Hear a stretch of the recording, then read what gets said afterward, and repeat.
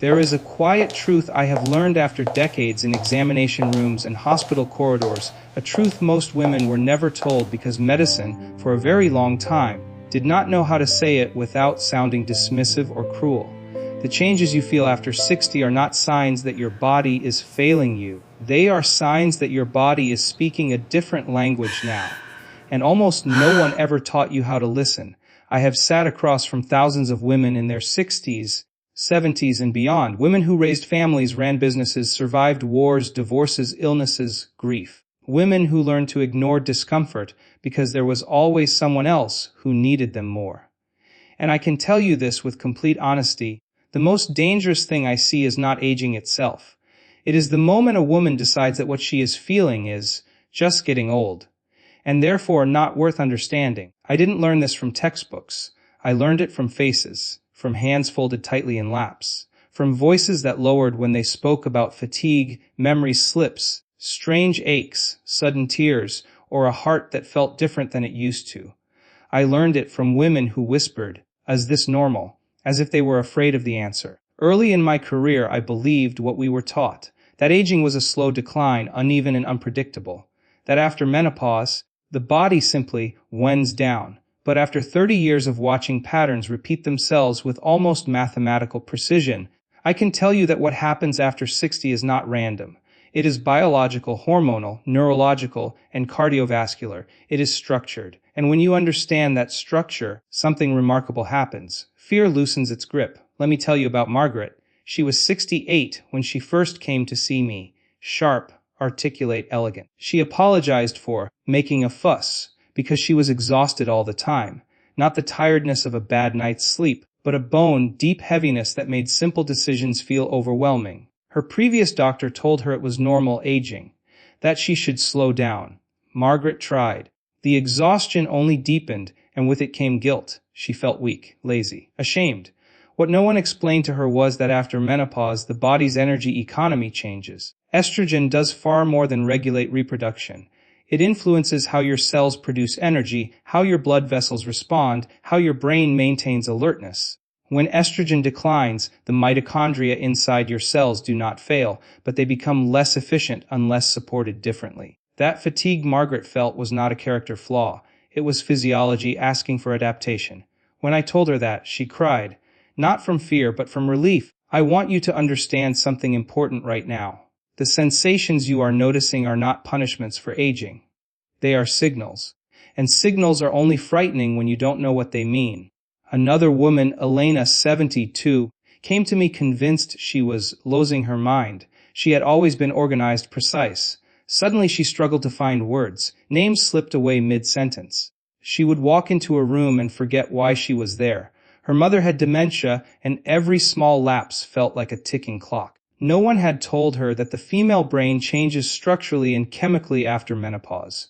That estrogen has a protective, modulating effect on neurotransmitters involved in memory and verbal fluency. That what she was experiencing was common, measurable, and not the same as neurodegenerative disease. Modern brain imaging shows this clearly now. The aging female brain does not simply decline, it rewires. It becomes more metabolically flexible, relying less on glucose and more on alternative energy sources. During that transition, memory retrieval can feel slower, not broken, slower. Elena was not disappearing. Her brain was adapting to a new hormonal reality. I watched her shoulders drop when she understood that difference. Then there is the heart. Women's hearts age differently than men's, and this fact alone has caused untold suffering. I have seen women in their 70s dismissed when they said, "Something feels off." No crushing chest pain, no dramatic collapse. Just breathlessness, palpitations, a vague pressure, a sense of unease. They were told it was anxiety, or stress, or aging. But after menopause, the loss of estrogen alters the elasticity of blood vessels. It changes how the heart responds to exertion and stress. Subtle symptoms appear long before dramatic ones. Women are not imagining these sensations. Their cardiovascular system is recalibrating, and it deserves attention, not dismissal. I think of Ruth, 75, who delayed seeing anyone because she didn't want to be a burden. She told me, "I thought this is just what 75 feels like." It wasn't. It was early heart disease presenting in a way medicine used to overlook. We caught it in time, not because she was dramatic, but because she finally listened to herself. There is also the body's relationship with pain. After 60, joints may ache in new ways. Muscles recover more slowly. But pain sensitivity itself changes. The nervous system becomes less buffered without estrogen's calming influence. Sensations that once faded into the background now demand attention. This does not mean your body is fragile. It means it is honest. So many women have been taught to distrust that honesty. I need to say this clearly, with the weight of experience behind it. Normal does not mean trivial. Normal does not mean untreatable. Normal does not mean you must suffer silently. It means there is a shared biological explanation, one that deserves respect. When women understand this, something profound shifts. They stop blaming themselves. They stop apologizing for their bodies. They start asking better questions. And here is the part most doctors rarely explain, not because they want to hide it, but because our system is not built for long conversations. The female body after 60 is not declining, it is transitioning into a different operating system.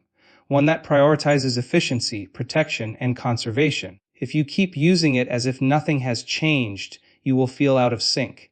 If you learn its new rules, you regain a sense of control that feels almost like coming home. I have watched women reclaim their confidence not by fighting their bodies, but by understanding them, by recognizing that fatigue, memory changes, cardiovascular shifts, and altered pain perception are interconnected, not isolated failures. They are chapters in the same physiological story. This is why I speak to you this way, not to alarm you, not to flatter you, but because you deserve to know what your body has been trying to say, sometimes quietly, sometimes insistently, all along. And once you begin to hear that language clearly, you start to notice something else, something many women mention only after they feel safe enough to say it out loud. A subtle but undeniable change in how their inner world feels, as if a certain emotional tone has shifted in ways they cannot quite name yet. As if a certain emotional tone has shifted in ways they cannot quite name yet. And this is where many women grow frightened in silence. Because emotions are still treated as if they are separate from the body, when in truth they are one of its most sensitive instruments. After 60, many women tell me they feel thinner inside, not weaker, thinner. As if their emotional skin has changed. Things that once rolled off now linger. Old memories surface without invitation. A song, a smell, a passing comment can stir grief that feels freshly opened. At the same time, there can be moments of startling clarity, even peace, that feel deeper than anything experienced before. This emotional shift is not instability. It is neurological recalibration. Estrogen interacts with serotonin, dopamine, and norepinephrine, the chemical messengers that help regulate mood, motivation, and emotional resilience. When estrogen declines, these systems do not shut down, but they do change their balance. The brain becomes less buffered against emotional stimuli. This is why some women feel more sensitive, more reflective, more emotionally honest than they were at 40. It is not a flaw. It is a different configuration of awareness. I remember Helen, 65, a retired teacher who told me she felt embarrassed by how easily she cried now. I never used to be like this, she said, as if she were confessing a moral failure. She had lost her husband 3 years earlier, but the grief had resurfaced with an intensity that surprised her. Her family worried she was becoming depressed. What Helen was experiencing was not pathology. It was the nervous system processing emotion without the hormonal dampening it once had. When we talked about this, when she understood that her tears were not a sign of unraveling but of integration, her shame dissolved. The crying didn't disappear overnight, but the fear around it did. There is a dignity in understanding what is happening inside you. Dignity changes how you carry yourself. Sleep is another place where women feel betrayed by their bodies. After 60, sleep often becomes lighter, more fragmented. Many women wake in the early hours, their minds alert, their bodies tired. They worry this broken sleep is harming them irreparably. They fear dementia, heart disease, loss of independence. What I wish more women knew is that sleep architecture changes with age, and in women this change is strongly influenced by hormonal shifts. Deep sleep becomes shorter. Circadian rhythms shift earlier. The body is not failing, it is recalibrating its internal clock. That does not mean sleep is unimportant. It means the strategies that worked at 40 may no longer work now. When women stop fighting their bodies and start working with these changes, sleep often improves in quality, if not quantity. More importantly, anxiety around sleep lessens, and that alone can transform how rested a woman feels. Then there is weight. Few topics carry as much quiet shame. After menopause, fat distribution changes. The body becomes more insulin resistant. Muscle mass declines unless actively preserved. Many women do everything right and still gain weight, particularly around the abdomen. They are told to eat less, move more, as if they are not already trying. What is rarely explained is that this shift is protective. Visceral fat, within limits, serves as an energy reserve in a low estrogen environment. It produces small amounts of estrogen locally. The body is adapting to hormonal scarcity. Understanding this does not mean giving up on health. It means reframing the goal. After 60, the priority is not thinness. It is metabolic stability, strength, balance, and cardiovascular resilience. Women who understand this stop waging war on their bodies and start building alliances with them. I have seen this shift transform how women age. Not in a cosmetic sense, but in how they inhabit themselves. Balance and spatial awareness also change, something many women notice only after a fall or a near miss. Estrogen affects the vestibular system and proprioception, the body's sense of where it is in space. When levels drop, balance can feel less automatic. This is not clumsiness. It is neurology. Simple adjustments, once understood, can dramatically reduce risk, but ignorance leaves women vulnerable. What troubles me most is how often women internalize these changes as personal failures. They say, "I'm just not as sharp anymore. I'm becoming difficult. I'm losing myself." In my experience, the opposite is true. Many women are becoming more themselves, stripped of the hormonal filters that once softened edges and muted instincts. This can feel disorienting in a world that still expects women to be endlessly accommodating. There is a quiet strength that emerges when women understand the biological roots of these shifts. They stop apologizing. They stop minimizing. They start honoring their needs without guilt. I think of Nora, 73, who told me she felt invisible and strangely powerful at the same time. She was no longer driven by approval, yet she felt unmoored without the roles that once defined her. We talked about how the brain, after decades of caregiving and multitasking, begins to reorient toward internal coherence rather than external demands. This is not decline, it is consolidation. The mind is gathering itself. Research supports what I have witnessed. Long-term studies show that women in their 70s and 80s often demonstrate emotional regulation equal to or better than younger adults. Once they understand and adapt to their physiological changes. Wisdom is not a metaphor. It is a measurable pattern of neural efficiency. But this stage of life requires guidance, and too often women are left to interpret these changes alone. When fear fills the gaps left by explanation, suffering follows. When understanding fills those gaps, something steadier takes its place. I want you to hear this from someone who has watched thousands of women walk this path. You are not late. You are not broken. You are not fading away. Your body is reorganizing itself around a different set of priorities, ones that favor survival, insight, and selectivity. When you meet these changes with curiosity instead of judgment, the experience of aging softens. There is one more shift, one that women rarely mention unless asked gently, because it touches identity itself, and it is often misunderstood even by those who feel it most clearly, a change in how the body and mind relate to desire, purpose, and the sense of being fully alive, and it is here that many women discover something unexpected about themselves, a change in how the body and mind relate to desire, purpose, and the sense of being fully alive, and it is here that many women discover something unexpected about themselves, something that medicine almost never prepares them for. For most of a woman's life, desire has been defined narrowly, often unfairly. Sexual desire, romantic desire, the desire to be pleasing, to be chosen, to be needed. After 60, many women notice a quiet decoupling from these old definitions. Sometimes libido changes, sometimes it fades, sometimes it transforms into something less urgent but more nuanced. This shift is often framed as loss. But biologically and psychologically, it is more accurate to call it redirection. Estrogen and testosterone both influence sexual desire, but desire is not a single switch. It is a network involving hormones, blood flow, nerve sensitivity, emotional safety, and self-perception. After menopause, genital tissues thin, lubrication decreases, and arousal may require more time or different stimulation.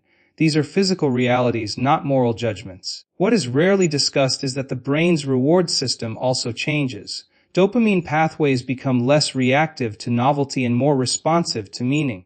Pleasure does not disappear, it deepens or shifts its source. I remember Claire, 70, who told me she felt guilty because she no longer cared about sex the way she once did. I feel like I'm supposed to miss it, she said. But when we talked longer, she admitted that what she felt instead was a profound enjoyment of touch, conversation, shared silence, and creative work. Her nervous system was no longer driven by urgency. It was driven by resonance. When she realized this was not a deficiency but an evolution, the guilt lifted. Purpose undergoes a similar transformation. Many women enter their 60s having spent decades responding to external needs. Children, partners, parents, careers. When those demands lessen, a strange emptiness can appear. Society calls this irrelevance. Biology tells a different story. The brain, freed from constant task switching, begins to favor depth over breadth. Focus narrows. What remains matters more. This can feel unsettling at first. Women say, "I don't know what I'm for anymore." But this question itself is a sign of cognitive maturity. The prefrontal cortex, shaped by years of experience, becomes more selective. Time is perceived differently. The nervous system no longer tolerates meaningless obligations. This is not withdrawal. It is discernment. I have seen women mistake this for depression. Sometimes it is, but often it is a call for alignment. When women are encouraged to fill this space with noise or business, distress grows. When they are supported and listening to it, something steadier emerges. Then there is the body's relationship with stress. After menopause, cortisol regulation changes. The stress response can become more pronounced and slower to shut off. This is why many women feel less tolerant of chaos, conflict, or rushing. They are not becoming irritable. Their physiology is less forgiving of unnecessary strain. Chronic stress now exacts a higher price, particularly on the heart and brain. I think of Lillian, 68, who developed high blood pressure seemingly overnight after retiring. She assumed she was falling apart. In reality, the structure that once organized her days had vanished, and her nervous system struggled without it. Once she established rhythms that honored her new sensitivity to stress, her blood pressure stabilized. Her body was not rebelling. It was asking for containment. There is also a spiritual dimension to these changes, though medicine rarely uses that word. Many women report a heightened awareness of mortality that is not morbid, but clarifying. Petty concerns lose their grip. Authenticity becomes non-negotiable. This shift is rooted in neurobiology as much as philosophy. The brain's default mode network, associated with self-reflection and meaning-making, becomes more active with age. Women are not drifting away from life, they are contemplating it more honestly. Pain, too, takes on a different quality. Chronic pain conditions may become more noticeable, but so does the ability to contextualize pain. Older women often describe pain without the panic that once accompanied it. This is not resignation, it is neural efficiency. The brain has learned what requires alarm and what requires accommodation. What breaks my heart is how often women interpret these profound shifts as signs they are shrinking. I have watched women apologize for wanting less, for needing more quiet, for choosing solitude over obligation. They say, "I've become selfish." From a biological standpoint, what they have become is selective. The body, aware of its finite resources, is investing them wisely. When women understand this, a subtle strength appears. They stop forcing themselves into roles that no longer fit. They stop chasing definitions of vitality that belong to younger bodies. They begin to honor a form of aliveness that is quieter, deeper, and more resilient. I want to be very clear. None of this means that decline does not exist. Disease exists. Loss exists. But confusion amplifies suffering far more than aging itself. When women are given language for what they are experiencing, when they understand that these changes follow recognizable biological patterns, fear loosens. Agency returns. There is one final pattern I have observed, one that often goes unnoticed because it unfolds slowly and without drama, yet it may be the most important of all. It concerns how women relate to their bodies as companions rather than adversaries, and how this relationship, once repaired, can change not just how long they live, but how fully they inhabit the years they have. Because at this stage of life, the most powerful change is not happening in organs or hormones alone, but in the relationship between a woman and her own body. After 60, the body stops pretending. It no longer compensates quietly. It no longer hides imbalance behind resilience. It speaks plainly. And for women who have spent a lifetime overriding discomfort, this honesty can feel like betrayal. But I have come to believe it is an invitation. I have watched women arrive in their 70s angry at their bodies.